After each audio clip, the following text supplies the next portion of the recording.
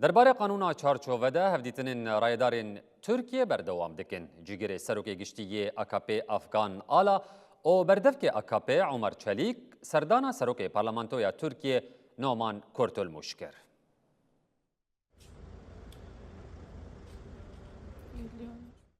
Di dema ku tê payîn pêşniyara qanûnê sibê an jî roja înê pêşkêşî serokatiya Parlamentoya Mezin a Tirkiye bêkirin de cigirê serokê giştiyê AKP Efkan Ala, berdevkê AKP Ömer Çelik û serokê Koma AKP Abdullah Güler serdana serokê Parlamentoya Mezin a Tirkiye Numan Kurtulmuş kirin. Piştî serdanê tu daxuyanî nehattayîn.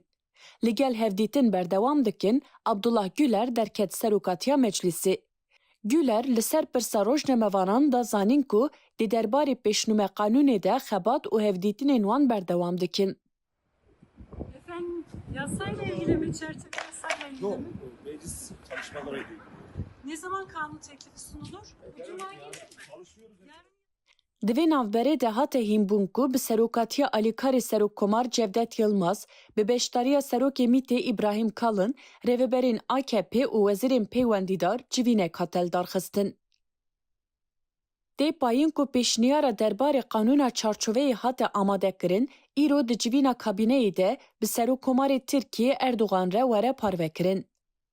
Piştre tê armanc kirin ku pêşniyar bi partiyên din ên siyasî yên ku di meclisê de koma wan heyere bê parvekirin û sibê an ji roja înê pêşkêşî serokatiya meclisê bêkirin.